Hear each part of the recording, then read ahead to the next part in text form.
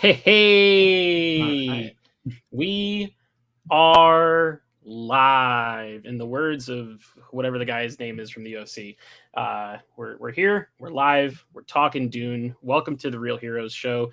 Got Corey, Nick, and Shane here. We dropped a review earlier today, but we couldn't contain our excitement, and now we're here to talk Dune with all of you. If you join the chat, ask questions, share your thoughts. We'll answer everything that comes through. Go for about an hour or so and see how things go and take it from there. Shane, as you wrote in your name, how you Dune? I didn't even see doing that he well. wrote that. Wow. I'm doing well. Yeah, great. I told you before the chat, but I decided not to wear my Dune shirt 2 days in a row for hygienic reasons. So. Very, very important. I know that work from home life is good, but you gotta change clothes sometimes. I mean, Nick, how are you, buddy? I'm doing well. You could have just washed it really quick again. That requires effort. Yeah, that's true. Shane, is that shirt comfy or is it one of those like Hanes? No, it's pretty good. Things? Oh, okay. It's pretty surprisingly good. I mean, it was free, so I can't complain. True story. So, I am wearing a Star Wars shirt underneath this, which is semi-sci-fi, and I guess somewhat down the road related to Dune, right? We can talk about that at some point during this, and talk about what Star Wars would be like if Denny had the reins. We could get into that, but let's just get started with kind of recapping what some of our thoughts were from the review that we posted this morning. We all like this movie a lot. Shane, what were some of your favorite things about Dune 2021? It's just goddamn beautiful. That's true. Denis makes just incredibly beautiful movies. Bladerunner 2049 was beautiful. Arrival was beautiful. This felt more like Arrival than it did Blade Runner to me. Just a lot of the scale and sort of the the color palette. It wasn't as neon. This is much more like muted. There were a lot of like bright color or like bright exposure. I would have loved to see it in like a laser projection theater because I'm sure that like the increased brightness would have really come through. I can't wait to watch it at home on my OLED TV. That would be pretty nice in HDR. But technically beautiful. The acting, I mean, I don't think anyone's going to win Oscars for the acting, but they did exactly what they needed to do, and they did it well. Rebecca Ferguson was a highlight. I mean, like, it's hard to find things I didn't like, honestly. Well, I mean, the one major dislike is that it's Monday at 8 p.m. and there has been no announcement yet. I don't. Yeah. I have an article here that Variety posted about an hour and a half before we went live. They didn't spoil the end of a major Marvel movie in this one. But they did write, why hasn't Dune Part 2 officially been announced? And it says, in short, it's not really Warner Brothers' decision to make, since they're just the distributor of the film. Legendary Pictures, which is the company that co-financed it, owns cinematic rights to the property and therefore determines whether or not a follow-up film will take place. While why Legendary has yet to unveil plans for a sequel remains ambiguous, though an announcement could come shortly, according to insiders at both Legendary and Warner Brothers. So we'll see. I mean, it made enough, I think. 41 million first weekend for, with HBO Max, day and date. Like, that's going to take away some theater tickets for sure. So I don't know what the numbers look like on HBO Max, but I would assume if, this is one of the better performing movies post-pandemic in the theater, that HBO Max showing should be pretty strong too.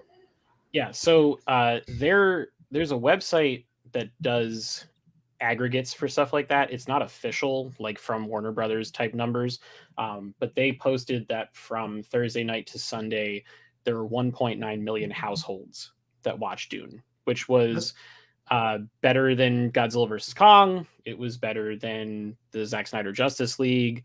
I think they said that the Suicide Squad did a little bit better, but that was a movie that a lot of people didn't go see it in theaters. So I think that kind of maybe balances things out. They also said that 50% of the movie's gross domestically was from large format screens, and 25% of that was specifically from IMAX. So the folks that went out to go see it, they went to go see it the way that the creators and the critics were kind of urging people to go do that. So I thought that was pretty cool. But yeah, hopefully by the end of the week, maybe we'll have something regarding a sequel. Nick, why don't you quickly share some of your thoughts on the movie to kind of recap what we talked about in the earlier video?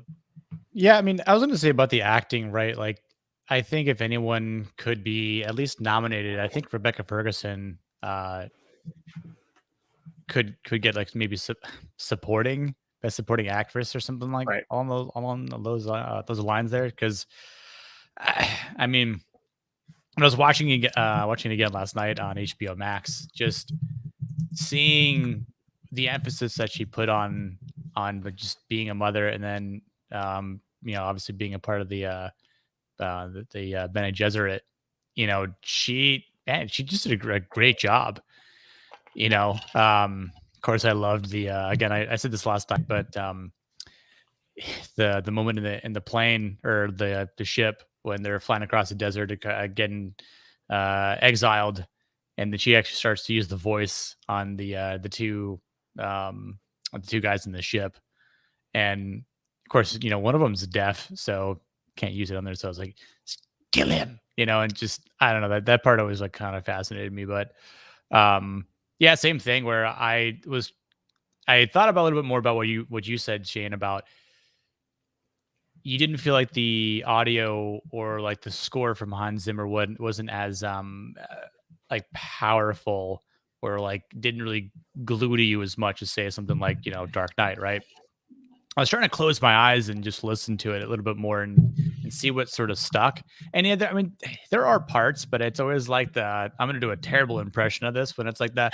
Like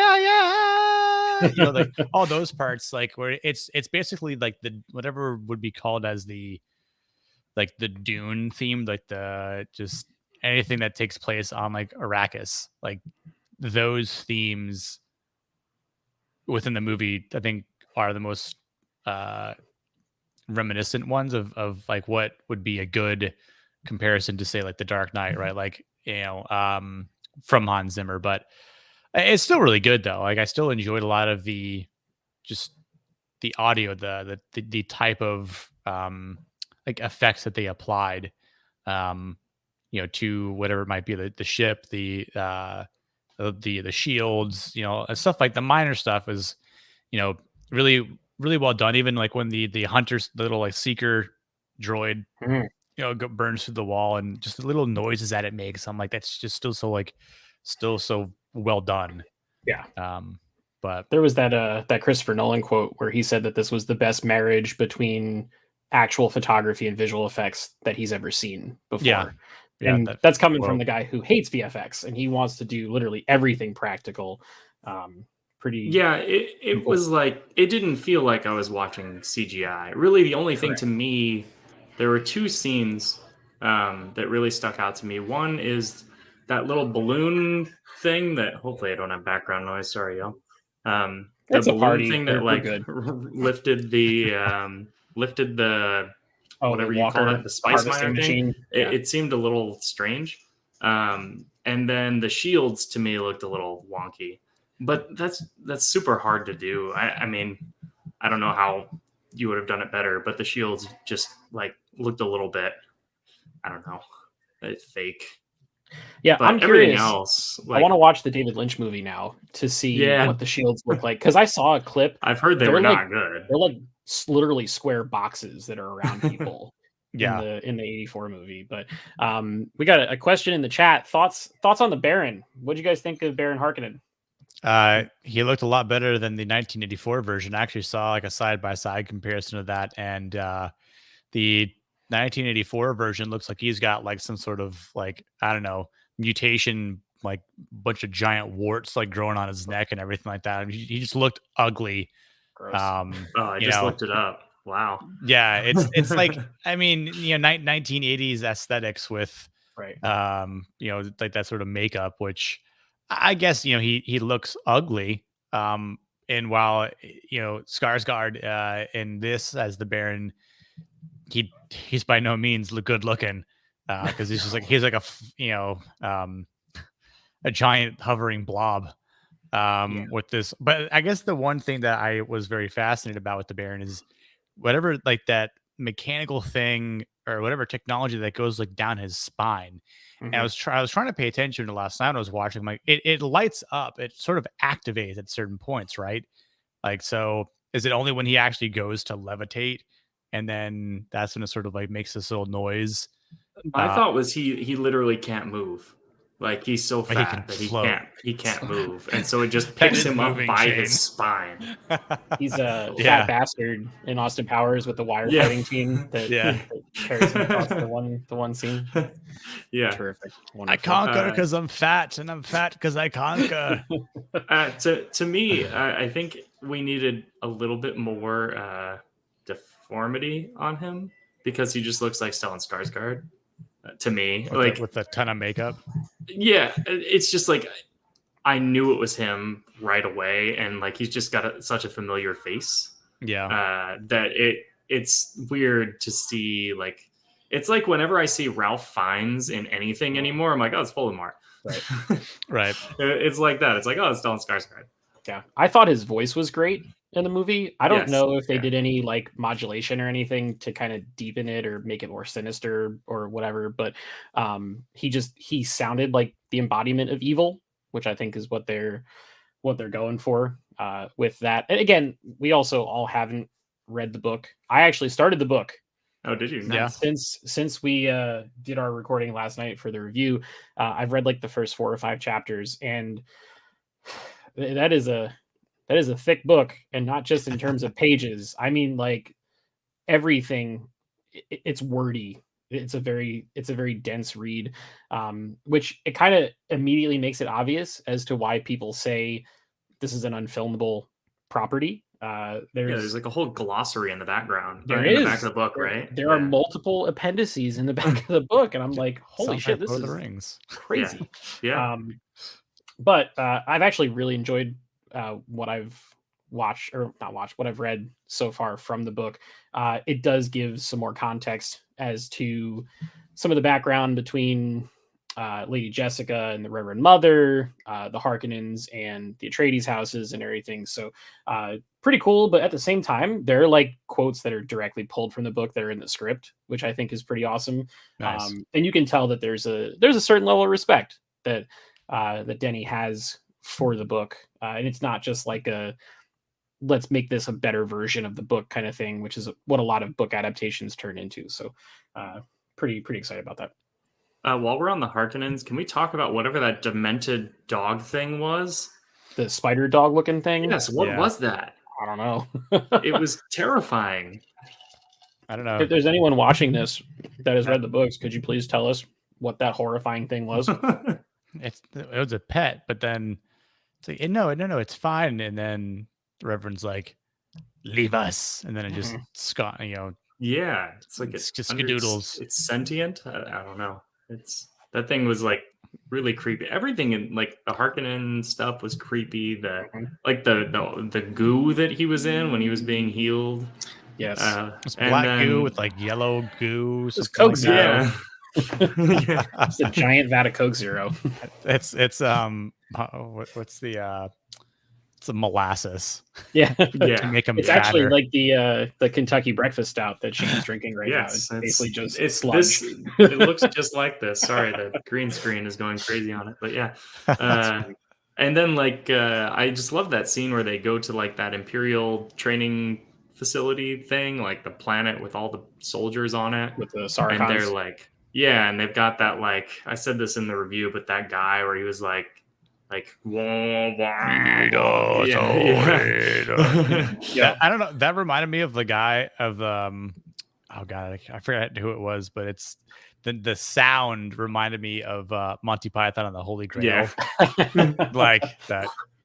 when they all smack their heads, Eva Savoda, whack.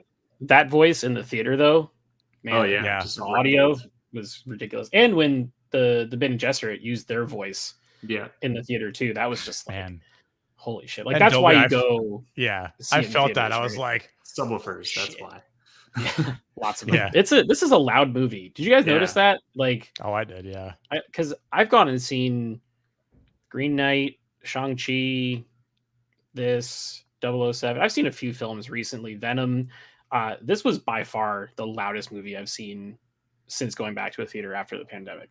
So what's interesting is I read a couple of accounts on Twitter and Reddit and stuff that were saying, because Corey, did you see it in IMAX or no? Regular? No, I'm seeing it in IMAX tomorrow.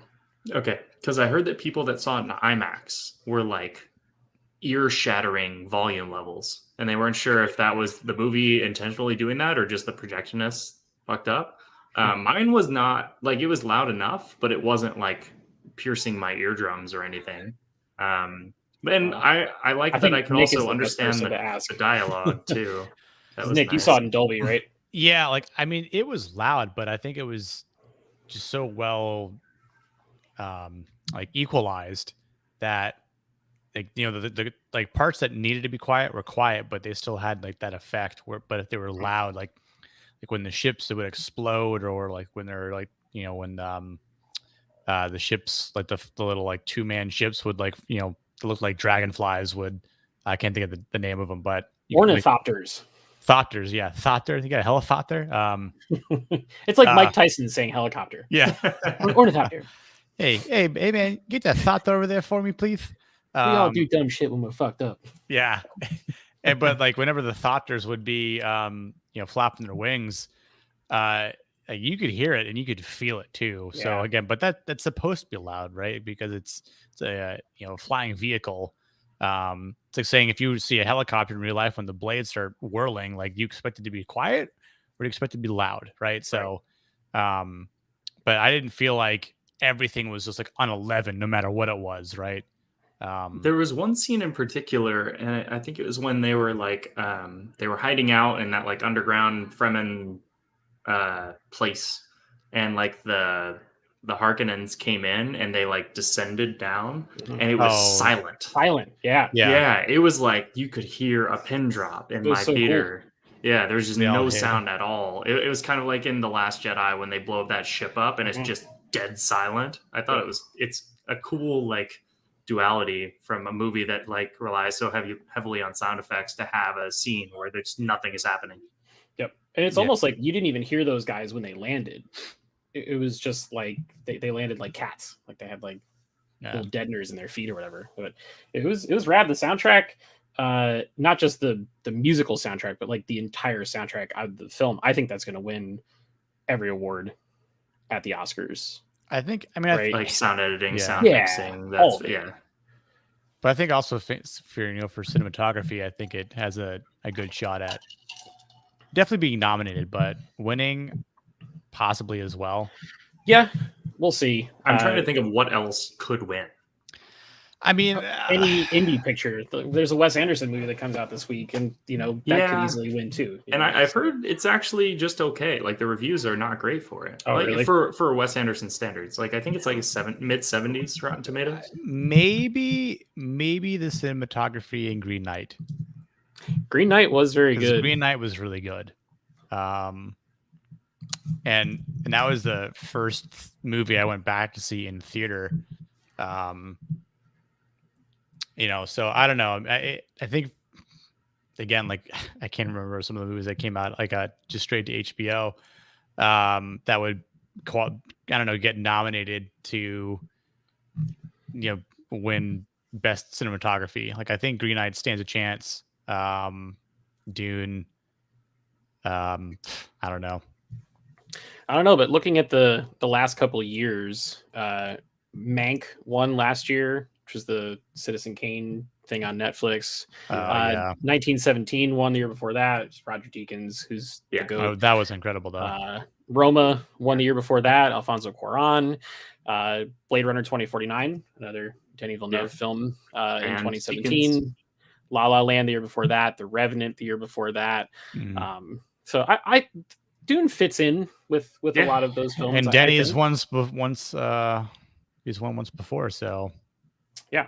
And I think he's got a good shot at a Best Director nomination for this. He might not win, but I think he'll definitely get nominated. Yeah, he'll probably be nominated. Will be good. Yeah.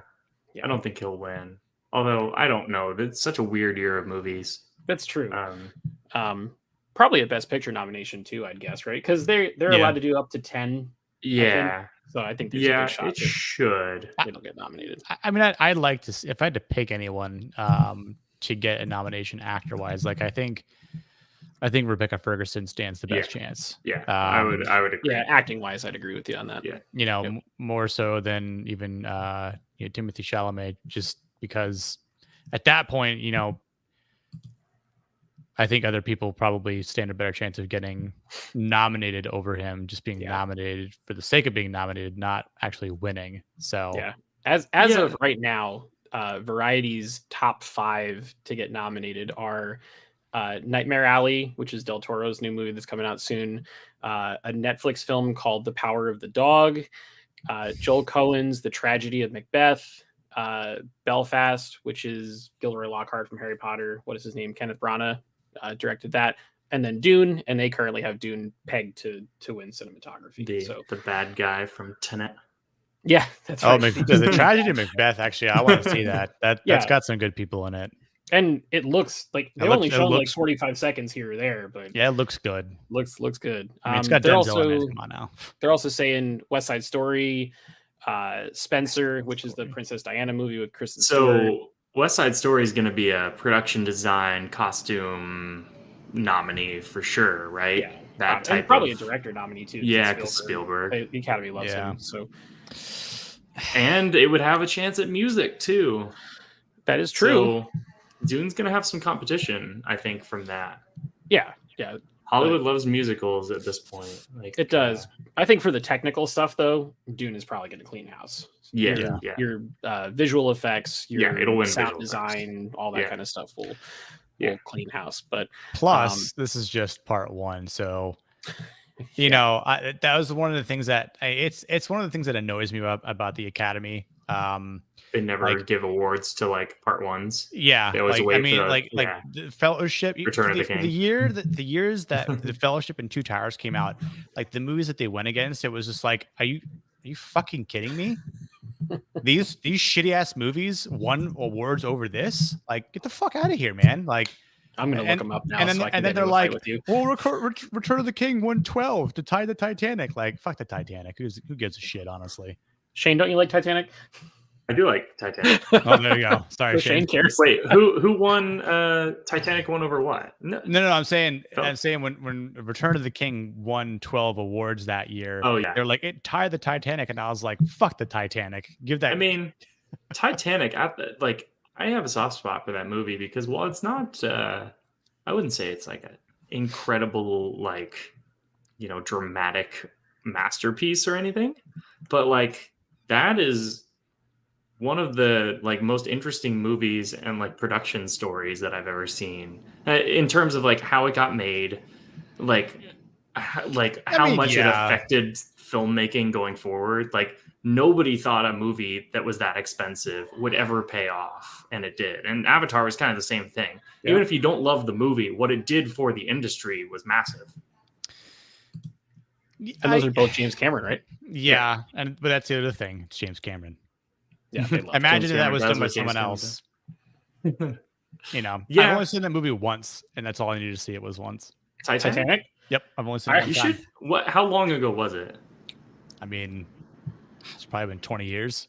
Watch it again. The last time I watched it was on VHS, and it was a double VHS where halfway through it was please insert the other tape. I think it ages. I saw at least when I went on DVD, but aside from the CG, it ages better than you expect it to. There's one scene that I think is phenomenal. It's where the people are playing the violins and the ship is going down, and it's like a montage of all the people. I think that's just incredible filmmaking. That's a great scene. Look, it's not so much to shit on the movie itself. It was just more so for a movie to win that many awards, Lord of the Rings had to share with Titanic. Like, no. So I mean, there's similar type of like impact on the movie industry. I know. So the movie Chicago won Best Picture at the Oscars the year that Two Towers was nominated. Yeah, and then so did A Beautiful Mind win over Fellowship? Okay. Fellowship. Yep. So that I can totally get behind. A Beautiful Mind's a great movie. That's with Russell Crowe, right? Yeah. I mean, that was a good movie. And I know that I like that movie a lot. You know, prime Russell Crowe, like when he was like on the up and up of his acting career. Yeah, however, Russell Crowe did not win Best Actor because Denzel Washington won for Training Day that year, which he's fantastic in Training Day. Oh yeah, I mean, like Denzel is kind of a goat at this point. So he's going to be in Macbeth. Was nominated for supporting actor. He did not win. Yep. Ron Howard won Best Director over Peter Jackson. Jennifer Connelly got Best Supporting Actress for her role in there. I mean, I will say, like, Fellowship, as much as I love it, I think it's, of the three, the one least likely to win awards. It's a smaller scale. It's also the table-setting movie. Right. Which is exactly what Dune is. That's the whole thing. But it has a third act. So each Lord of the Rings movie has its own individual conflict. Yeah, but they also serve as a 3-act structure in their own right, which is why those movies are kind of a miracle and will probably never be touched before. But we got a question in the chat: predictions, hopes, and guesses for part 2. Okay, none of us have read the book, so if any of y'all have read, we've got time to read the book before part 2 comes out. Probably it's true. You're looking at 2023 please don't at the spoil earliest it in the chat. I would say 2025. Fuck. Yeah, that sounds about right. 2023, fall of 2023. Maybe because if they shoot in the summer, because they're ready to go, the script is done. You know that. Yeah. If they go in and shoot summertime 2022, quick turnaround, put it out in fall 2023, bada bing, bada boom. I guess that's my prediction. But story wise, hopes, guesses. Shane, what do you got? I have one thing that stuck out to me, and we talked about it a little bit in the review. So number one, you don't see Josh Brolin's character die. And number two, they made a point about him recognizing his footsteps when he walked in. Mm-hmm. They had that little line there. Where recognize your footsteps, old man. Yeah, and then he said it again. Whenever he's the spice. Yeah, he had that little vision. And so I'm thinking that Josh Brolin is somewhat of an antagonist in the second one. An antagonist? In the second one. Yes. Okay. I don't really know how, but that's kind of where I think they're going with it. I could be completely freaking wrong, but I mean, he is good at playing bad guys in blockbuster movies. He is the Balchinian. I mean, I kind of know something along a couple of the characters that I'm not going to say even on this live stream. Don't do it. But I think for anything that might be a different prediction, and one thing I always wanted to see, not just because of the Apple TV Plus show called See, where Jason Momoa and Dave Bautista fight in that show. I actually wanted to see them fight again in the movie because I'm like, that would be fun. Well, Jason Momoa is House Atreides. You've got Harkonnen from Dave Bautista. Like, that's funny. I mean, that would be pretty sick, to see on like a big screen like that. I mean, I think it would also be pretty interesting too for that comparison is if we get to see Gurney, right? So Josh Brolin's character fight Dave Bautista, so we'd have a Thanos versus Drax moment. Right. Because Drax wanted to kill Thanos. So yeah. Okay. We're on the Drax thing. When Dave Bautista yelled in the beginning of the movie, did you hear Drax? Of course, because I totally did. I was just like, I just saw him all green. Yeah, he's all green and red. You gave it away. I'm the funniest of them all. Just kidding. Yeah, whenever you just gave away your biggest, deepest, darkest secret. Do me next. I love Dave Bautista, which I never thought I'd say that, but I genuinely love him as an actor. I think he's great for like 10 seconds in Bladerunner too. And tiny glasses, little tiny. Remember, spectacles. Daniel Craig punched him in the face. That is true. In Skyfall. And he ran from him after that. I'd been like, nah, I'm like, oh God, I didn't even realize that was him. Okay. Yeah. I haven't seen Skyfall in a while. That's all coming back to me now. Mr. Hanks. Yeah. Yep. So, I mean, obviously, I imagine we'll see more of him in part 2. Yeah. And I know one of the things we haven't seen yet, which I hope that we would see, is the Emperor himself. And then who the hell is going to play the Emperor at that point? Or I don't. Ian McDermott. Yeah. Palpatine. Please do Somehow Palpatine survived. No, you will die. And instead of lightning, it's just spice that flies out. Yeah. Drugs. Hallucinogens.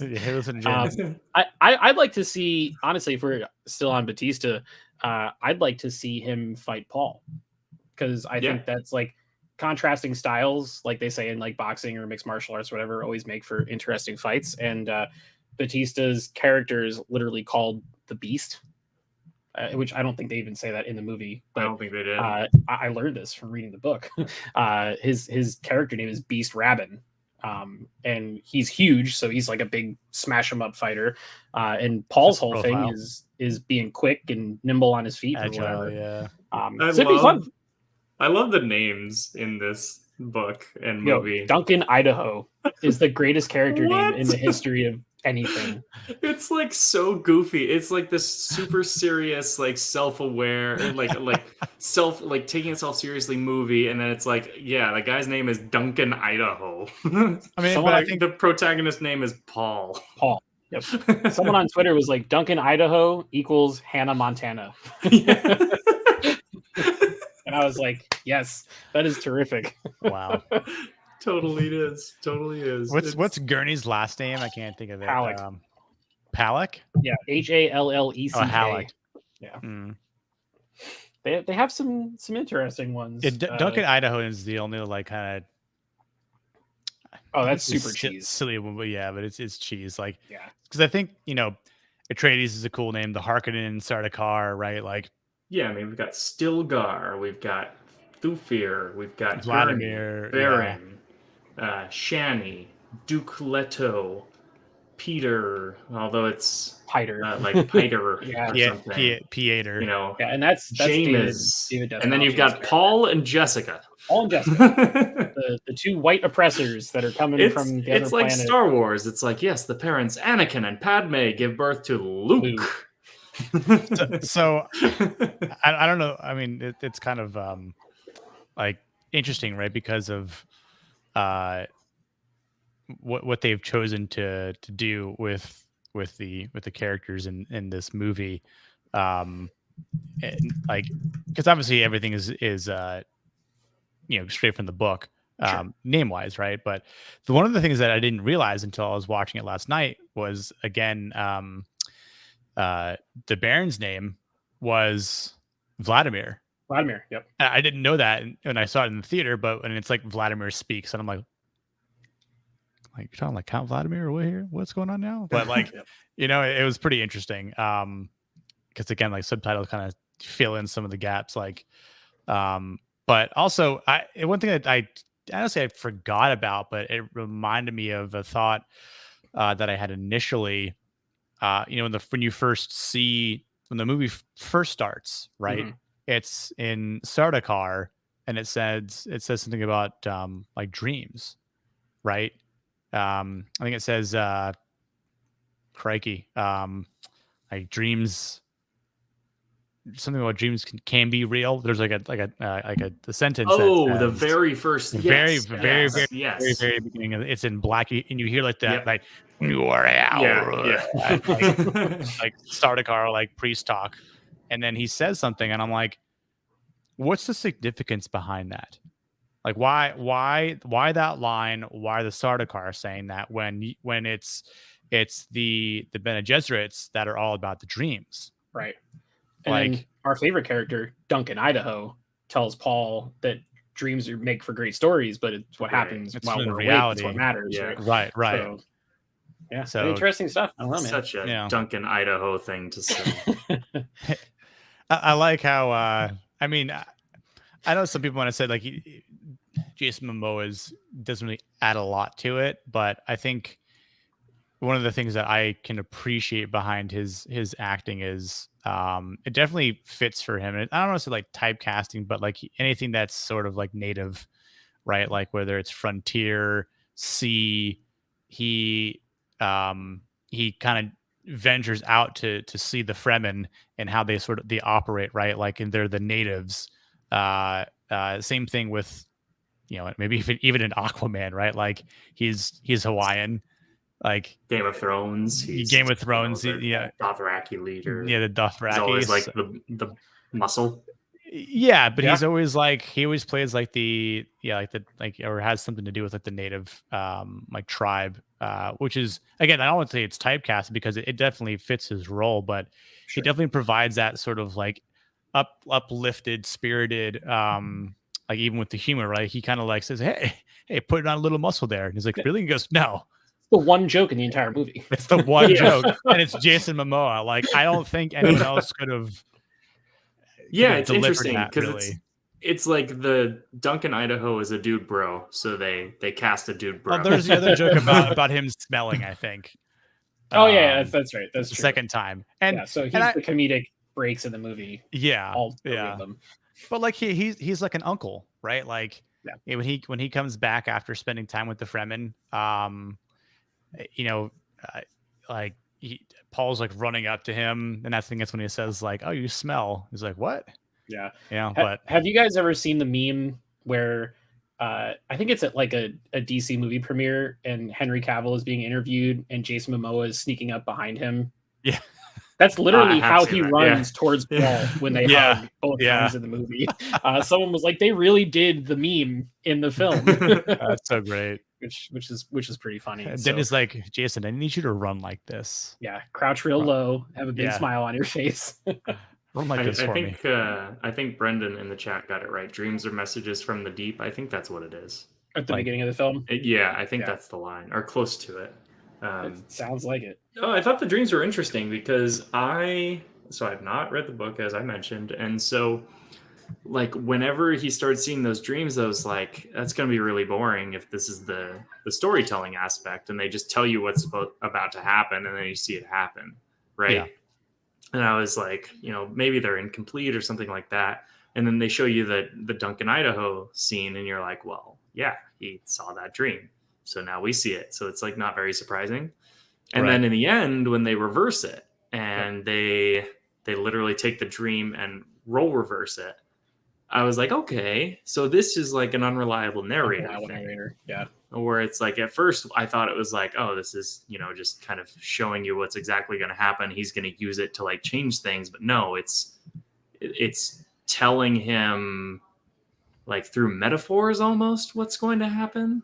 And not so much the exact things. And I thought that was way more interesting, and I was happy they did that. And I'm sure that's in the book too. So it's not like some ingenious filmmaking idea, but it's almost like it's a good storytelling. Like, what do you call it? Like, go for it. Premonitions, you say? Wow. I was going to say subverting expectations, which is your favorite Rian Johnson. Master Yoda. Master Yoda, I'm having premonitions. So with that, though. He literally says, I know you're pregnant, Mom. How do you know that? Yeah. It feels like, I know you're pregnant. What? It feels like Paul's dreams and premonitions, though, like are part of his training that Jessica's giving him. And he's close, but he's not quite there yet. Yeah. Which might be why it's almost like that unreliable fortune teller type thing, where that's a good thought. I didn't think about that. He's having visions, but he's not where he needs to be in his training yet. So those visions might not be like, they're close, but they're not what they actually end up being, which actually throws like a whole wrench in the thing, to be honest. So like, even in Star Wars, when Anakin has his premonition, he sees Padme dying in childbirth, but then at the end, he's not actually there when it happens. Right. So it's also weird, different. Like, she's not screaming Anakin in it. Right. Which is interesting. And he is the direct cause of it. But I thought it was interesting to see all the Star Wars like parallels, and this is one of them, the dream sequence. When you watch the Star Wars movies, like, and then I watch this movie, I'm like, this all feels very familiar. Like they're being chased, and so they go into the storm instead of the asteroid field. I was like, oh, that's where Lucas got that one. Yeah. There's a lot, which is actually pretty interesting. I don't know if like the whole Thopters thing was, you could kind of see the X-wing within it to a certain extent. But I just saw a dragonfly the entire time. Yeah. And it was just like the thing that came to kill him too, that was similar. The Hunter Seeker. Yeah. Another part I actually really liked, that just I think had to do with the effects, when the Bene Gesserit Reverend, when she goes to meet the Baron, and I don't know what, I can't think of his character, the other guy who's like the speaker, that has the bald guy. Yeah, that's Peter. Yeah, Peter. So they're there, and they put like the no listening thing, so it's like that white cone of light or whatever, and cone of silence. You can't cone of silence. Yeah, that's what it was. So I'm like, what do they call it? Yeah. So, but it's I actually like that. Like the not hearing that, the way it was muffled in the theater, but still loud. I'm like, oh, that's really, really cool. Super cool. Yeah. So, but yeah, I thought it was like actually interesting. But yeah, that's a whole bunch of stuff that I've forgotten about because I've only watched the movie once, because instead of watching it again on HBO, I started reading the book. Like all these weird little things. It's like, oh man, that was really cool in the theater. Yeah. And I think this is a movie that the more you watch it, and if you read the book maybe and pick up some of the additional context, a lot of that stuff's going to hit harder every time you watch, absolutely. Which is really cool, because the first time it's almost like sensory overload. Like it's just there's so much going on, and you're so in it.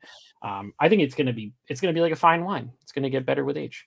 Yeah, I did find. Go ahead, Nick. Sorry, I was gonna say just the one thing about like books, and when we take things from books and translate them into movies, and again, especially with the stuff from Marvel, I'm not really going to comment on DC because that's just a fucking clusterfuck trash fire. And but more so with The Hobbit and Lord of the Rings, talking about age-old works. And I think that was one of the coolest parts, for me, when I got to see Lord of the Rings and and The Hobbit and stuff like that. Just going like, that's they pulled that straight from the page, or that's new, or that's interesting. Like that's something like that's a different take on it, maybe slightly different, but again, I think that's the beauty of when you pull things from the source material, like because not everyone's. This is a perfect example. Not everyone has read Dune the book. No. Not everyone has read The Hobbit. Not everyone has read Lord of the Rings trilogy. Not everyone has read all these Marvel comics out there. So a lot of times there's like, oh, we're not gonna pull from the source material. It's like, but why not? Like it really helps a lot with the stories, because a lot of these stories out there that people know of, or maybe have like exonerated with this comic run was amazing, right? Like perfect example would be there's a Darth Vader comic run that came out a couple years ago. It's like 25 issues. It's fucking fantastic. If they were to say we're going to make a Darth Vader movie, or Darth Vader Disney Plus series, but they went in a completely different direction, it's like why?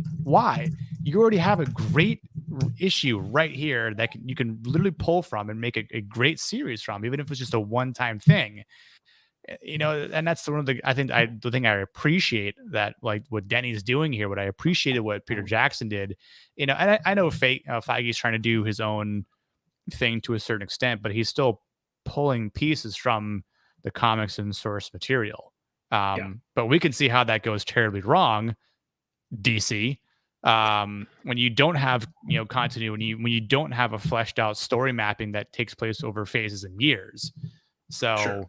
I think in the event of this being a 2-part movie. Same can be said with Harry Potter, right? That's another IP that has thick ass books that things have been taken literally from the page or slightly different or left out because those books are so dense. So you can't fit everything into like a 2.5 hour, 3-hour movie, or do you have to split Goblet of Fire? Right? Yeah, so much. Yeah, that's like half a book that's cut out of that movie. I know, but I just watched that the other day, and I'm like, there's a lot of shit that's not in this movie. Much. It's literally like the whole Quidditch World Cup is just gone. Gone. Yeah. It's a 30-second scene and they move on. But going back to the Dune stuff and pulling from the source material, even after only reading like a tenth of the book, it's incredible how they took something that is like literally as thick as molasses and they made it very digestible for an audience that may not have read this book. Like I didn't read the book going into the movie and everything tracked for me. Like for the most part, I understood everything that was going on. Yeah. The exposition that was there, I thought was done very tastefully. And it wasn't like, if you tried to pull some of this stuff directly from the book, people would be asleep within the first 5 minutes of the movie. Yeah. Sure. And it's like, you have to, and this is what I said in the review, like it trusts the audience to figure it out. Yeah. And it's kind of like Game of Thrones, right? Where you watch those first couple seasons of Game of Thrones and you're like, I don't quite know what's going on, but I know enough that I'm invested. Mm-hmm. And then afterwards, I can go look up on the internet or read something and figure out exactly what's going on and then maybe rewatch it or something like that. But like, I don't think it needs to say like spice is important because it makes the hyperspace people see the future enough so that they don't hit things when they're flying. Like, you don't need to say that. Like, apparently that's what it's used for. Yeah, but they shrink that down in the movie to it's essential to interstellar travel. Correct. And that's all you need. That's all you need to know. Yes. The narrator did a great job. When I watched it last night, I'm like, he set the tone. And like a minute. Right there. The most important thing in the entire universe. That's it. That's how valuable it is. That's what that planet, that's why Arrakis is so important. They explain it in 20 seconds. Yeah. And that's all you need. And like if you are more interested, you can go research on that and read the appendices and stuff like that and figure out why exactly it's important. But is it important? Is that detail important to this storytelling as a whole, as a movie? No. You just need to know it's important. If anything, it enhances the story for you as a viewer if you go back and read more. It's like the movie gives you what you need, and then you can go back to the other stuff and use that to make your experience even better if you so choose. Yeah, it's like reading Star Wars novels. Or comic books like the Darth Vader thing, like that's, you don't need that Darth Vader comic to understand what happens to Darth Vader in the movies, but it's much cooler once you do. Yeah. Or like Clone Wars is almost kind of similar where it's like, it enhances, between 2 and 3, it enhances the movie later. Mm-hmm. But like, I don't expect most people to watch 7 seasons of an animated TV series. Yep. Yeah. Like I was trying to compare, the Arrakis spice to something else where like even in our reality, what's the most important thing? It's got to be, I mean, in that time period, it's got, like when he wrote the book, it's got to be like a metaphor for oil, probably, because it's not even gold, it's not diamonds, because you can take those possessions, that currency, and then still buy oil with it. And then, it's like, well, I've got a gallon of oil. How much is this worth to you? I don't know. Like, right. So, but even in other IPs, I mean, I'd say it's like that, it's like the vibranium of Marvel, right? It's like the Arkenstone in The Hobbit. It's, like the mithril for the dwarves, right? Like it's valuable substance that can only be found in this one area. Yep. And that's it.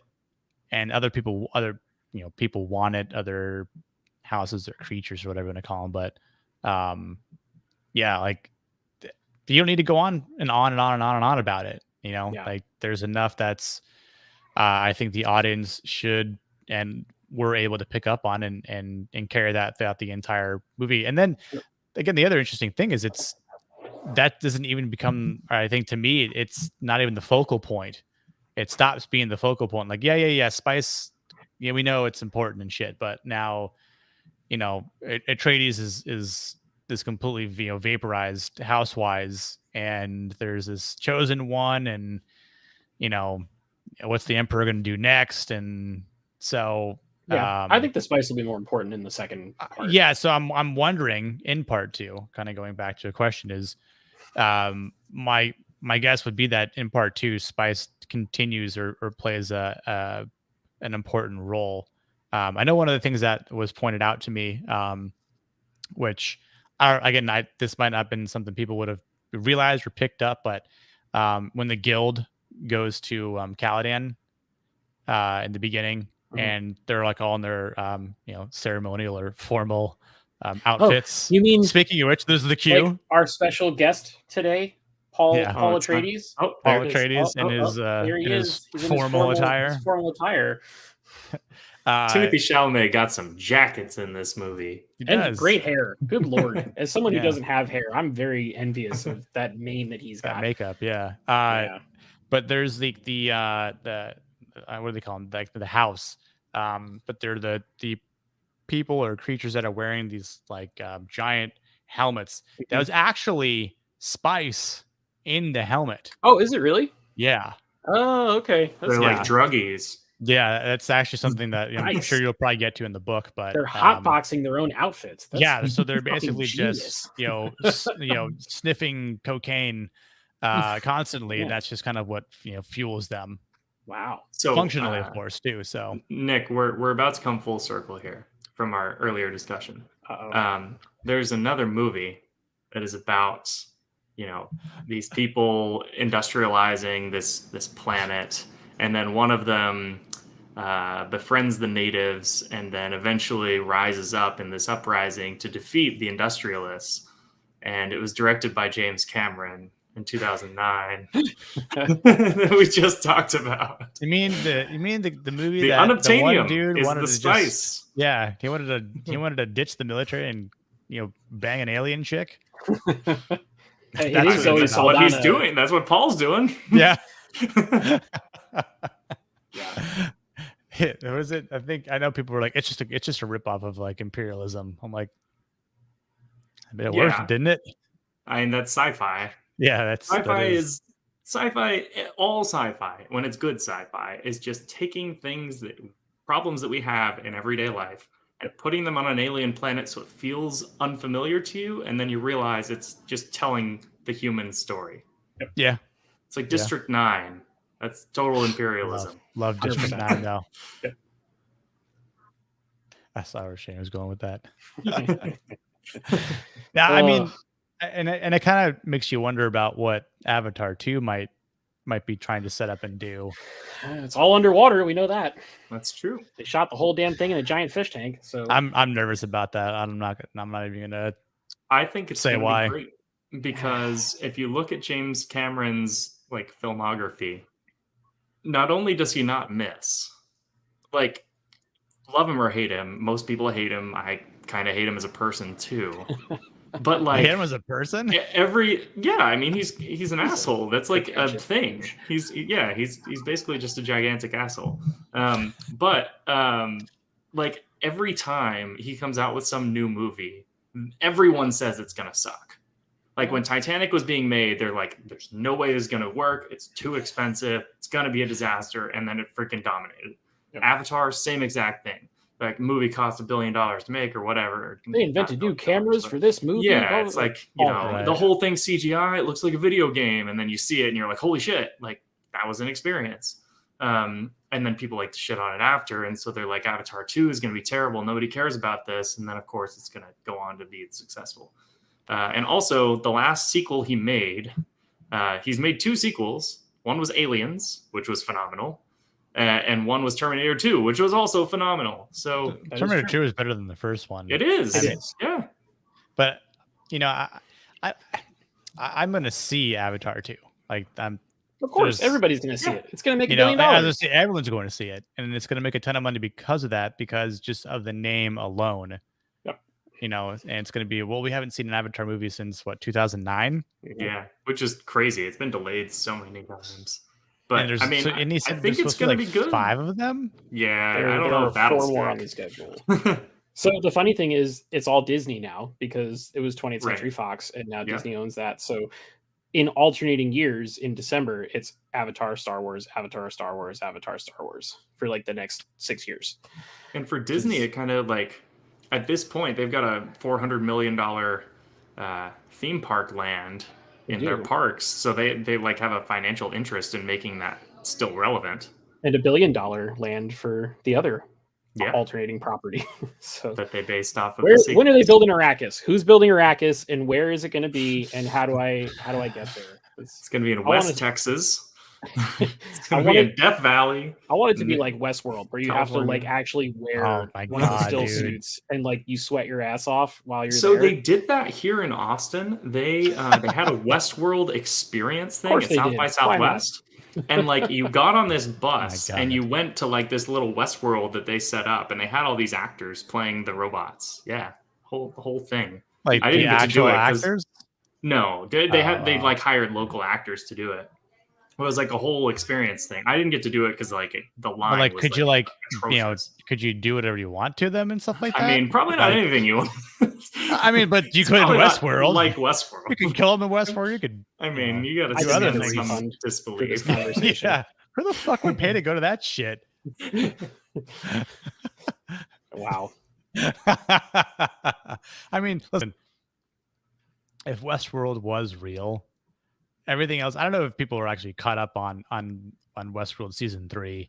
I saw the first 3/4 of season 1, and it kind of lost me. Corey, weren't you watch? Are you? I've seen all of it. Yeah. I mean, like, so you know where it leads to in the reality. Yeah. Where it's not pretty. No, it's at not. All. It's the writing was on the wall since season 1 for that though. Like, it was never gonna go well. Yeah. Robot Revolution. Yeah. That's pretty much what happens. So, I don't know.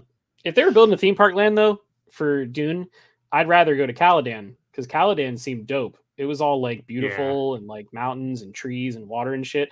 And then like the Atreides family is like, they're gonna give us a challenge. We're going to hell. We're going to Arrakis. We're gonna make this our bitch. And I'm like, guys, you have a beautiful house. You don't need to leave. Like, what are you thinking? Yeah, that's one of those things where it's like, you can't refuse the offer, right? So what if they did? What if tells you to do it? What if they did? Roll credits. Directed by Denis Villeneuve. Yeah. No, so like part 1, 12 minutes. Hear me out. Hear me out. Right. Let's say as an example, Paul has a vision. He has a dream that his father, Leto says no. That they don't heed the Emperor's call, and the reason why is because Paul knows or has another vision that they're going to be betrayed upon going to Arrakis. So it's like preventing it from happening. But in lieu of doing so, what that ultimately causes is the Emperor to go to Caladan. But on Caladan, they're absolutely more fortified, right? It's their planet. Sure. The Emperor would have to send like, I'd quote a line from Lord of the Rings: "Come forth, all legions." So you're sending the Harkonnens, you're sending the Sardaukars, and I don't know whomever else, what's from the universe that gets, the Duneverse that gets sent over there. But like, imagine that though, that the battle and the Caladan actually takes place on there, and then they leave, and then they go to Arrakis. I don't know. It would be interesting because Paul's visions right now, they're kind of just like, oh, cool, you have dreams? All right, neat. And it's obviously going to become an important plot point as the stuff continues. I think the exposure to all the spice is also going to enhance Paul's abilities as time goes on. Like, so there was that one vision where he's fighting in the big war and he's doing with the bad CGI. Sure. Yeah. If you want to call it that. That was the other bad CGI moment where he like takes off the helmet and it's like blue CGI eyes. Face. Anyway, as I was saying, he's doing all this flippy shit and he's real good at fighting and he's stabbing people and he's killing dudes. And then when the bad CGI moment happens, his eyes are blue, which means that the spice is flowing through his body. I think he's already on the path to being like a messiah figure for these people, right? And the Bene Gesserit see him as a potential savior type figure. The Spice is only going to like mash the gas pedal on that, I think, almost to the point where it goes like too far, and he has like an Anakin Skywalker dark side turn. I think. I was gonna bring that up. Did y'all catch that? Like in that little vision scene where they're in the tent, and he's saying like, "There's gonna be a war in my name," like a martyr and stuff like that. Did you catch that? Like, I'm thinking maybe it's saying something different than what we're thinking, where it's like everyone's assuming like this is like the one story, right? Where he's, gonna rise up and be this badass dude. But like it might be telling a story where it's like maybe don't believe in a one kind of thing, because it's like a warning sign, right? It's like you become It feels like maybe that's where they're going with it. I agree. I haven't read that far, obviously, but I do think that's because he just seems like he's going to get to be too powerful. Right. There's the one vision where too powerful. He brings Zendaya back to Caladan, and they're all in black, and it's filmed very coldly. Mm-hmm. I don't think the future is bright for Paul Atreides. I think it's a pretty dark future, which I'm in for it. Sign me up. Like I think that makes for great movies. So at that point though, who is the person that would then fight him and be like your good guy, right? If Josh there is Brolin. one. Thanos is the good guy. Snaps. He's Brolin inevitable. He's Hulk Hogan, and then he's NWO Hulk Hogan, and then he's regular Hulk Hogan again from back in the old wrestling days, according to our predictions. So yes. What else you guys want to talk about? What other things stuck out to you about this movie? I mean, I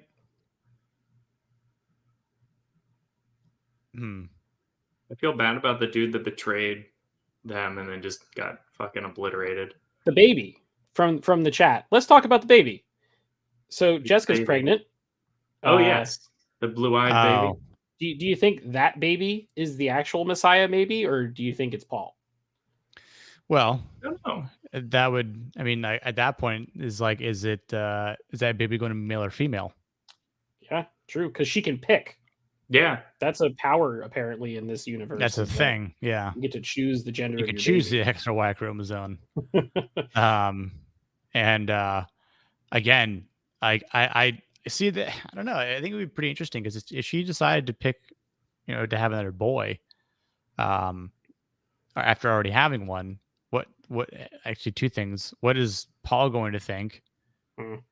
What is the Bene Gesserit going to think as well? Like another boy, right. Like what are you doing? So, like it's like, is it really betraying Paul, her firstborn son, and the Bene Gesserit at the same time? So like, it's like no, you can't be mad at me because she could potentially lie like to both, to both sides, but I think that wouldn't really bode too well because they could just use the voice on her and just make her tell the truth. And then, well, yeah. But you put your hand, see this box right here? Go ahead and put your hand right in it and don't move it because I'll stab you in the neck if you do. So Austin said that from this point, the story gets wild and more rad, which I don't doubt. I fully believe that's going to be. I'm good with that. Because if this was Act 1, right, it still had a lot of visceral shit in it. And like action was there, and that's if this is the setup, I can't even imagine what the blow off is going to be at the end. Yeah, I mean, there's got to be some massive battle at the end between the Fremen and the Empire Harkonnens, and that's got to be, I think, where that would be the big final act battle that we were craving. Sure, it's just at the end of 5 hours instead of 2.5. Right? Yeah. Right. It's fine by me. However, that could be like an hour-long battle. Right? Okay, that like in theory, it could be like Return of the King, where there's like 9 endings and there's just a fight for like the last half of the movie. So who knows? Yeah. Well, people who read the book, they know. But yeah, I mean, I would assume that's where it's going, but I mean, maybe not. Maybe I'm assuming it's weird watching movies like this because you know that they've inspired so many other things that it almost feels derivative, even though you know that it's the opposite. Yep. It's like whenever you watch John Carter, which apparently that it was terrible. But apparently that book was written in like early 1900s or something, and is like one of the founders of like sci-fi. And so when everyone's like, "Oh, it's super derivative," it's like, yeah, it's because like every sci-fi movie or book read John Carter, the original book, right, and then put those ideas in theirs. Yep. And so sometimes with stuff like this, it almost doesn't work because like everything has been done before based off of this source material. And then you go back to it and it's like, yeah, we've seen this. It's Star Wars. So here's another question, because I know someone was talking about this. What if this had been made into like, an HBO series? No. And I thought about that too. Like, the whole 1 hour, 10 episode spiel, right? Because I know people have been saying, oh, this kind of like Game of Thrones, but in space. I get the relations and the comparisons, but at that point, if you're making it into a series, because there are 6 books, you'd ultimately have to go into the other books to continue on with it. I don't think to continue, yes. You could do it as like a mini series, like a Chernobyl or something. But at that point, probably not. Here's the problem. Every episode of TV that we think looks amazing, right? So like a Mandalorian or an end of Game of Thrones, you're looking at $8 to $12 million per episode. This movie cost $160 million to make and is 2.5 hours. So you're looking at $75 million per hour on your budget here. No TV show is ever going to look like that. Yeah. But I think the things you're losing. It's a good point. I mean, I think the things you're losing here though would be the backstory type stuff, like Game of Thrones. So it's possible they could just keep a similar budget, a little bit more, and just expand the story moments through dialogue. Sure. And maybe have similar levels of production value and CG. There is also a prequel series to this that's going to be on HBO Max, and it's all about the Bene Gesserit. It's called Dune the Sisterhood. I saw that. Yeah. So that'll be an interesting test. Yeah, and one of the showrunners for that is one of the 3 guys that helped write the script, but he left partway through because they were like, "No, you need to get started on part 2." So there's a new showrunner that came out like a couple months ago or something, but there is work being done to kind of bolster this universe. But I think the core stories for this need to be movies. They need to be cinematic, and Denny needs to be the one doing them. Yeah, like I know after part 2 is like all said and done, I don't know if he'll want to do more. Right? Yeah, he might not. Like I know, I don't think he will. Just leave it. And that's the thing, right? Like, I mean, I know things could get pretty weird in books, and maybe he's read the other books and is just not a fan of them, right? Like maybe he's read the second and third one and is like, this wouldn't be good this wouldn't make a good movie. I feel like Denny is the type of guy who it seems like he's not really content with doing the same thing over and over again. Kind of like Chris Nolan, where it's like you did the Batman movies. He's good. Like he doesn't need to do more of that. Hit your home run and then retire, right? Right. And Denny feels like the same thing, where it's like he's gonna do these big blockbusters, but like he's not gonna do the same thing over and over. I don't think he'll be the type that'll just get locked down into one franchise for a long time. Yeah. He said, I think it was like a couple weeks ago when all the No Time to Die stuff was dropping, that he'd love to make a Bond movie. I don't know if that will ever happen. I also heard some rumblings on the internet about him making a horror movie, which I think would be pretty cool. Because make Bioshock. A lot of his stuff has horror elements to it. I would die if he made Bioshock. That'd be cool. Yeah. Well, do you think Bioshock would ever get made? Do you think that's on the radar for anyone? At one point, it was very close to being made, and I think Guillermo del Toro was on board. Yeah. And the thing that stopped it was they needed an R rating, And at that time, there weren't a bunch of movies that did really well in the box office with an R rating. And so for the budget required to make that movie at that time, they would have had to, spend a bunch of money, and they didn't think they were going to get the return. Interesting. Well, I mean, R-rated movies nowadays, they do well. Yeah, and I think that it's probably more likely that it could get made now. And plus, I think enough time has passed since the game that you could surprise a bunch of people with it. Yeah. I think video games, and I think that Uncharted trailer that came out last week that was just hot, that doesn't look molten good. Garbage. Yeah, but Bioshock is the Last of Us type of storytelling, right? Sure. Uncharted is good, but it's not good because of the story. It's good because it's fun to play, right? Right. Yeah. And it's interesting, but it's mainly just Indiana Jones knockoff. It's you're playing Indiana Jones. Whereas The Last of Us is, pretty bleak, and the storytelling is what makes those games. Bioshock was kind of the same thing, where it's the atmosphere and the storytelling. The gameplay in Bioshock is not really that good. It's okay. It's serviceable, but you're playing because the story is very interesting. The story's good. Yeah. Okay. Yeah, Last of Us looks dope. Yeah, and I mean, maybe HBO takes more video games on if The Last of Us does well. I mean, it could flop. I don't know. What's a little weird about The Last of Us is it looks like they're just making the game, which it does. On one hand, it's that's the same thing as if you're just making a book, right?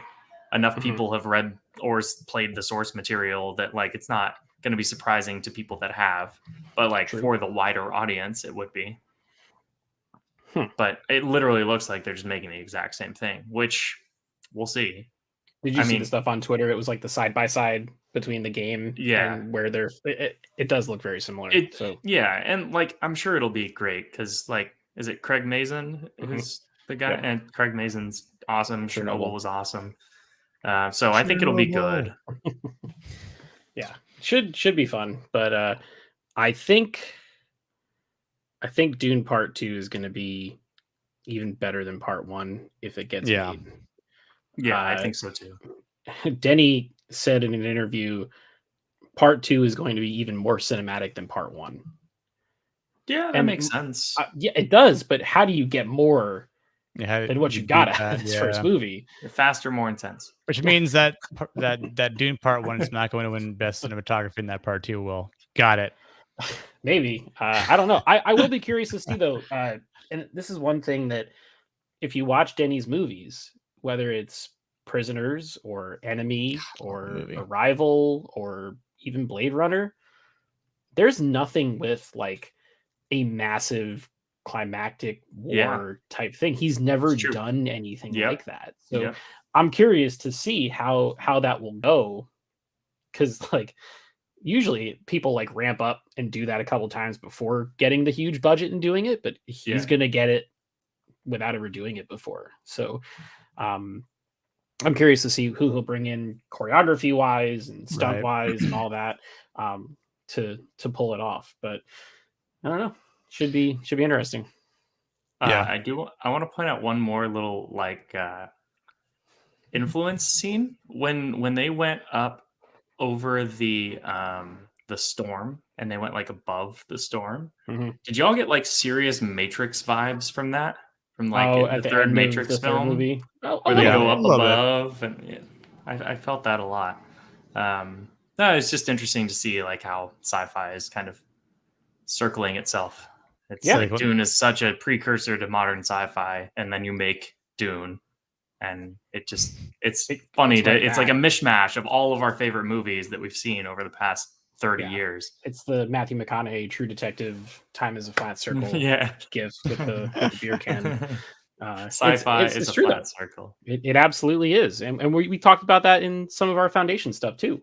Yeah. Because it's that's a super old story that is new again because of TV and whatnot. Dune's going to be the exact same way. However, to me, Dune is a story from the 60s, but the movie feels like nothing I've ever seen before. Yeah. Which makes it feel brand new. I'm completely fucking obsessed with it after seeing it. Yeah, it's great.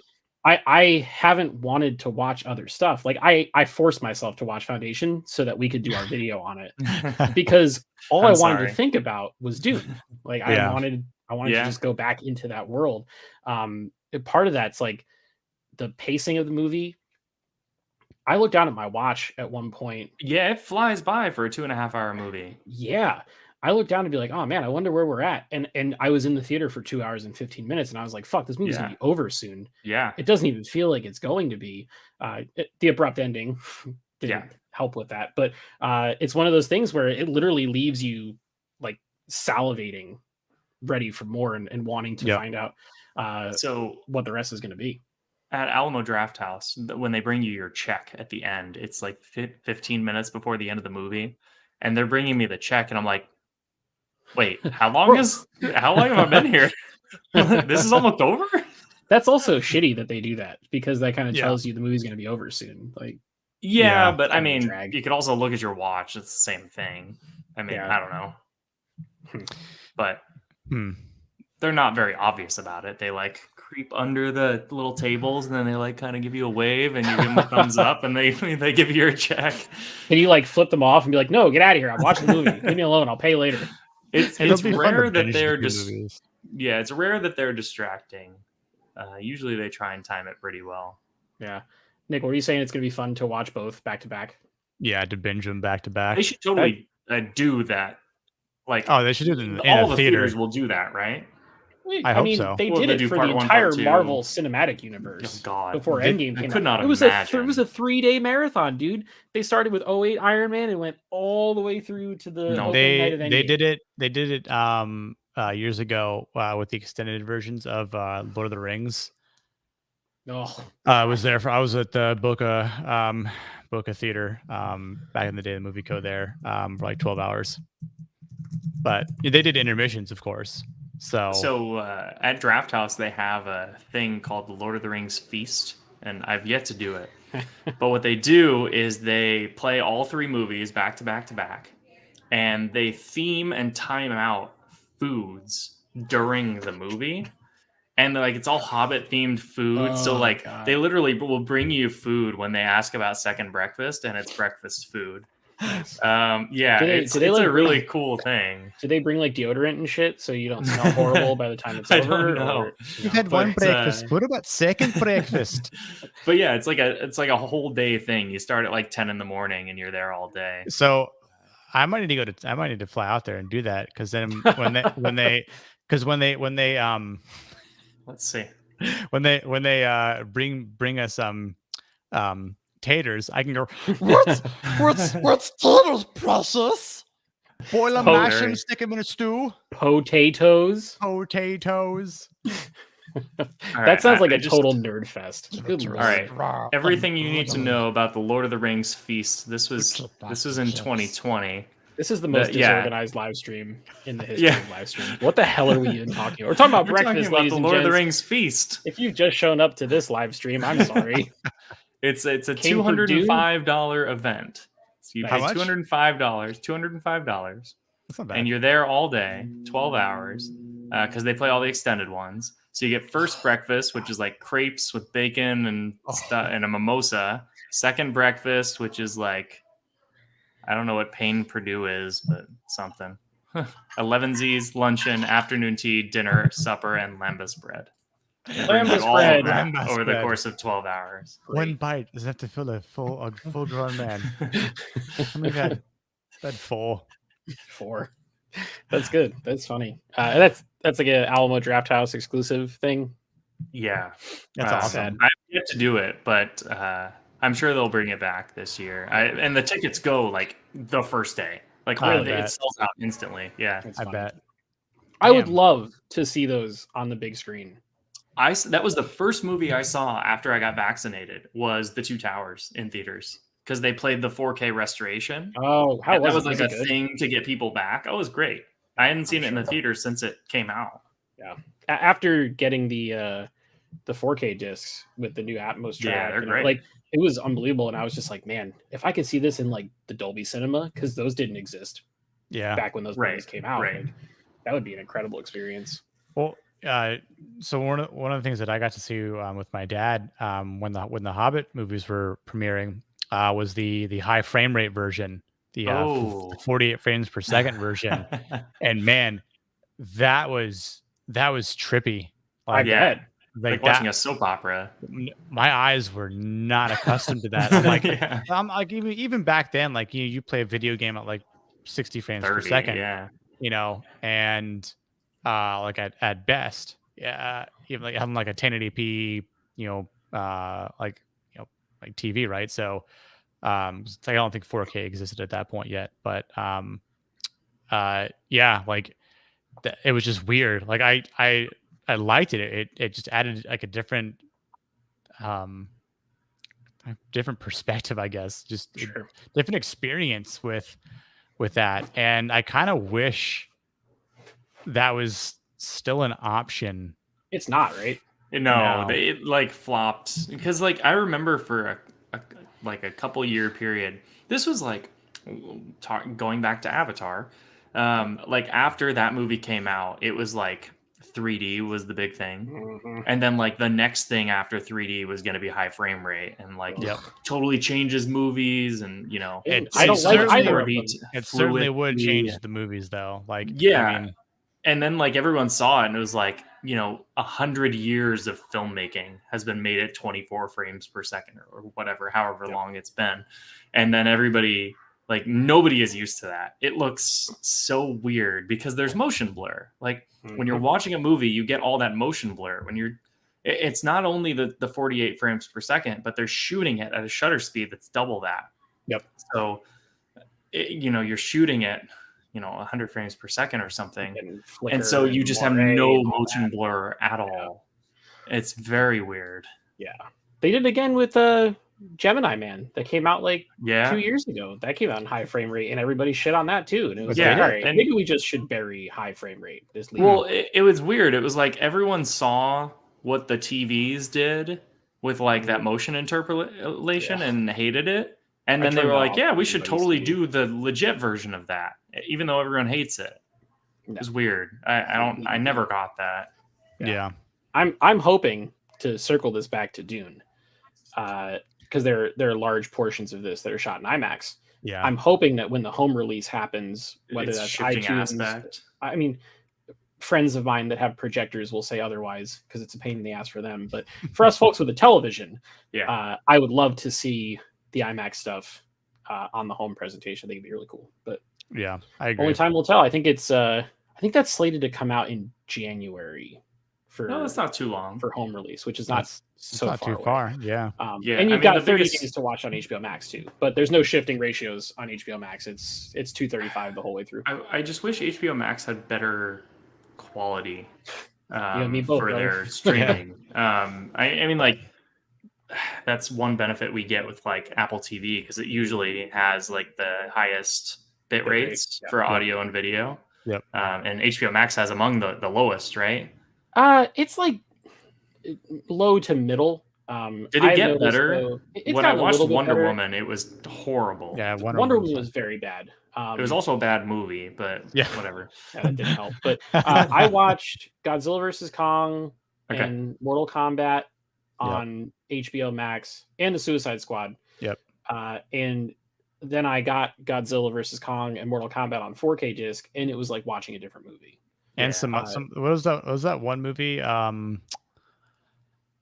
Some cut movie some long 4-hour cut movie.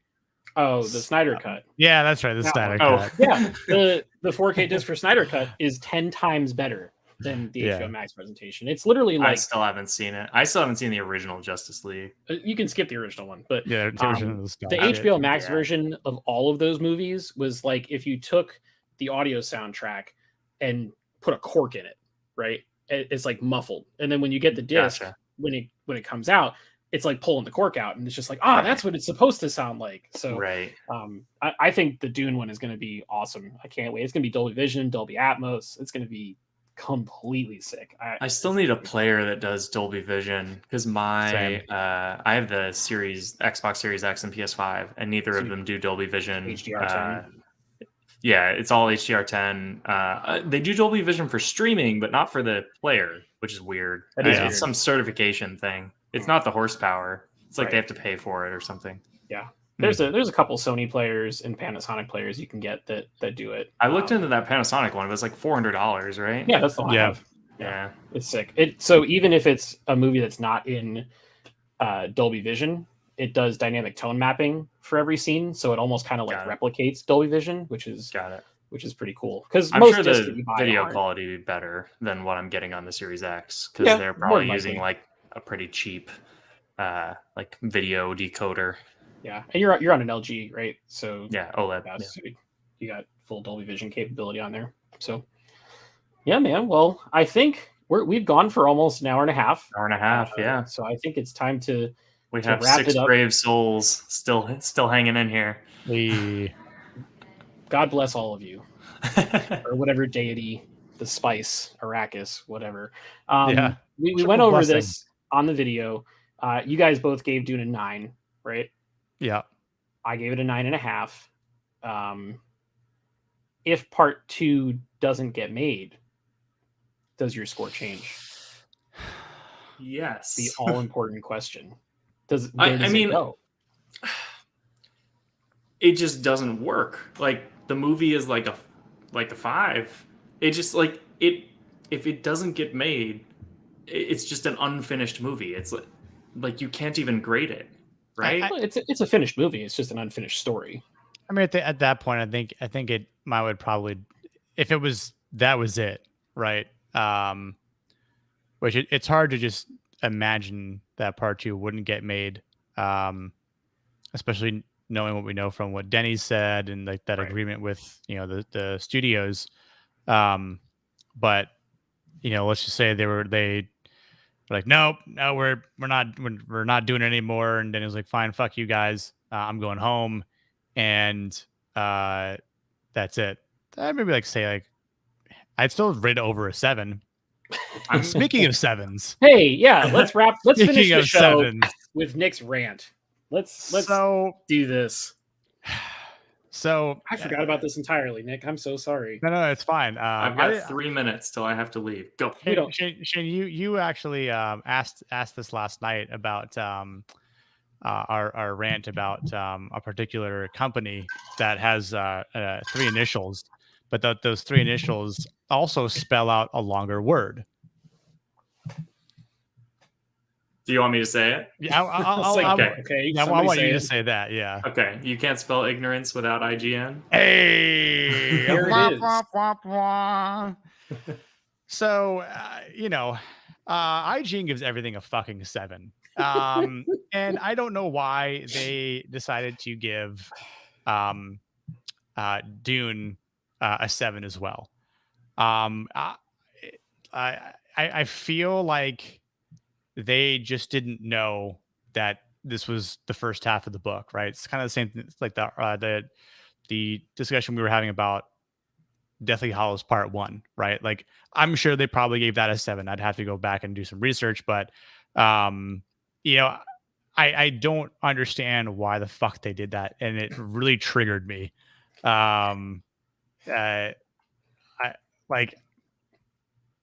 I would love to just smack them in the fucking face. They gave it an 8, by the way. They gave Deathly Hallows Part 1 was a 4 out of 5 at the time. So adjusted for inflation. It's 8 out of 10. Adjusted for inflation, Jesus Christ. That's funny. So just to read their verdict. Denis Villeneuve's Dune is beautiful to behold, a faithful adaptation of Frank Herbert's novel. Or of its first half, that is. And therein lies the problem that the film faces in cutting this story in 2 parts. Yeah. It has to be cut in 2 parts, you fucking imbeciles. Jesus Christ. In 1984, it wasn't.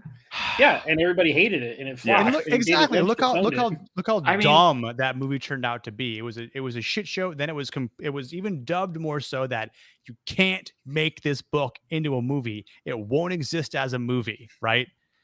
Villeneuve has front-loaded Dune with a lot of setup and no obvious way to end things. And so it lingers and eventually overstays its welcome. No, I wouldn't say that. This is a technically brilliant, visually amazing movie with top-notch cast and deep sci-fi concepts. A shame, then, that it feels like a drag in its back half. I don't think it drags, but I get why it's hard to review, because we haven't seen a part 1 of a movie that has not had a part 2 announced yet. And so like Corey was saying, like, if I were to review this movie knowing that part 2 did not exist, like if I knew for a fact they weren't making it, I'd give it a 6. Because on a storytelling, like, ultimately movies are about storytelling. And if you don't have an ending to a movie, it fails the storytelling test, right? So it's like, this movie is great if there's an act 2. If there's not an act 2, then why waste all the money and the time? And like, you would have written it differently, right? Sure. I also think, again, it's something we were kind of talking about before. If we know things prior to, right, like when these Marvel movies get announced, like, oh, so we sort of can already guesstimate about what's going to happen. We can start to formulate, better hypotheses and ideas. Like, Spider-Man's not dead because they've announced 7 more Spider-Man movies. Well, right, but that's what I'm saying. Like, all these other movies come out, and you're like, oh, well, we know this is what's probably going to happen, or like, we could probably close our eyes and throw a dart at the board and then hit something like, oh, see, we were kind of right. You know what I mean? And that's the problem. And I'm kind of okay with them not announcing it just yet. I know it's probably because they want to get people to see this. Yeah, but but counterintuitively, I think if they announced part 2, people would want to see part 1 so they understand what happens. But I could also see a problem with that. I want to see it now. I'll just wait till part 2 comes out. Right. I'll watch it I'll rent it or some bullshit like that. Yeah. And then I'll see it. But that's the problem. It actually hurts part 1. Yes. So I can totally agree with that, because this movie is a financial risk to begin with. Because like 1984 one didn't do that well. Denis Villeneuve's prior big blockbuster didn't do that well, despite being very highly reviewed, right, with Bladerunner. And so I think you're right in that they're trying to market it as this big tentpole production, and they almost like bait and switch you, and then you go into the movie and it's like, it's part 1. Like we said in our review, it literally says Dune part 1. Like, you can't. That is in none of the marketing material. Right. So they pulled a Bob Iger marketing foul, and it's just, again, I don't think it's fair to everyone that had a hand in this endeavor to sacrifice the rating because you cut it into 2 parts, right? Like, I don't think it's fair. I don't think that's not critiquing the story. That's not critiquing what you've done with it. Like, again, because someone says, hey, this is a book, there's a lot that goes into it. And again, kind of like Corey, you're a perfect example by someone who started to read it, and you're like, there's a ton of thick shit in here. Yeah, there's a like lot. You need to make this into 2 halves. It's same thing with The Hobbit. There's a lot of stuff in The Hobbit. They got 3 movies. A lot of extra shit was added into it, but I digress. Like, I don't think front loading Dune with things to set up, like, and no obvious way to end things. Like, do you need it spelled out at for that you, point, or if what? you don't feel comfortable reviewing it, just say, I'm not going to review the movie until the second part comes out. Yeah, say verdict pending. Yep. That's it. Talk about the things. You're fine. Talk about things that you say, like, talk about the technically brilliant and the visuals, like the costumes. Again, like, I love the costumes in this. They're really great. Like, everything we've sort of talked about, whether it's production, photography, audio, score, the what the cinema brings to it, right? Like, there's a lot in there that you can talk about. But to say all that doesn't really mean much, or to kind of harp on it and then drag the rating down behind it, it's like, I'm sorry, but that just does not make any logistical sense here. Yeah, it's like, kind of silly.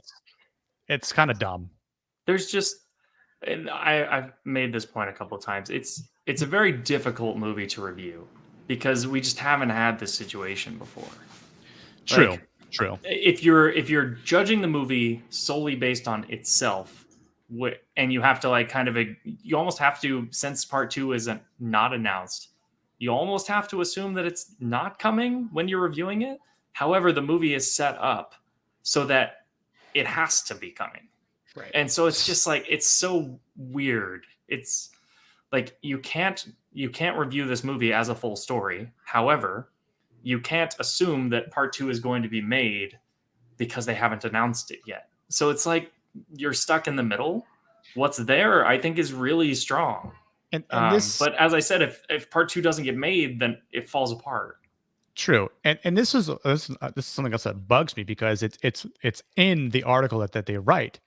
Director Denis Villeneuve recently told Collider that he could envision his take on Dune being a trilogy, but not more than that. There's Dune's second book, The Messiah of Dune, which could make an extraordinarily film, he teased. I always saw that there could be a trilogy. After that, we'll see. It's years of work. I can't think going further than that. Like, that's from Denis himself. Yeah. Telling Collider that IGN puts in their review. You have the man who's making this happen talking about a trilogy. So you know that there's more to come, potentially. Yeah. You know, if it's up to him. And it sounds like, again, by his words, you know, I can't think of going further than a trilogy. Great. We even, proposed that question earlier. Like, how far could he go? There's 6 books. That would be a lot of work and probably wouldn't make much sense. I think maybe after the second book, after the trilogy, you diverge into an HBO series, or you just leave it at that. Leave it at that, and just you're done. But I mean, I don't know. Like, I think I can understand if people don't rate it high because this just isn't their type of movie. I respect that. Like I just it didn't mesh with me. I don't know. I'm not, I gave Sci-Fi a chance. I didn't like it. I don't know. Like, it's like if you watch Harry Potter, just I didn't get it. It just wasn't my thing. Right. Yeah. If you're not a heavy sci-fi person, I can totally understand. But I don't think that detracts from the quality of the movie. Exactly. At the end of the day, IGN also gave Eternals a 7 and Edgar Wright's Last Night in Soho a 7. Of course they did. Because that's their thing. And that's where this whole rant actually stemmed from. So it's kind of what we should have expected. I think I was joking with Nick about it before the movie came out. I was like, they're going to give it a 7. And he was like, no, they can't give it a 7. I was like, they're going to. Did. And then, of course, they did. So what I'm ultimately trying to say is if you're looking for, more in-depth reviews, analytical things that, get broken down into things that are logic, stay right here on the Real Heroes Show. Yeah, exactly. And if you want to see Shane's dog teleport in and out of his green screen, also a great option. It's terrific. I mean, he's not an Arrakis with Bevo. Look at that Muppet. that is a fake animal that you have here on. He's a living teddy bear. That is. I think that's the best way for us to end this live stream. Yes. So we've been going on forever. We appreciate all of you that are here currently. Hope you had a good time listening to us talk about a lot of stuff other than Dune, and then a little bit of Dune sprinkled in and out in between all those things. So share this with your friends. The replay is going to be up on the channel. Click the like button. Subscribe if you haven't already. We're working towards 1,000 subscribers. That's our goal for the end of the year. We may get there. We may not. We got about 400 and change to go. So it is a lofty goal, but we need your help to do it. We're going to have some other videos coming out this week. I think we're going to talk about Invasion, the new show on Apple TV. I think there's a few episodes of Doom Patrol left for Nick to cover. The aforementioned Suicide Squad, another HBO Max day and date release, comes out on 4K Blu-ray tomorrow. So we're going to check that out. Posted a review up on the channel for that. So lots of really great stuff coming. If you want to follow us on social media, you can find us on Twitter and Instagram, Real Heroes Show. And then we'll be back probably in about another 2 weeks to talk about Eternals. That'll probably be our next live stream. And we'll probably have more people show up for that because it's Marvel and y'all eat that shit up like meatloaf. So until next time, thanks so much for stopping by, and we'll see you guys in the next video. Peace.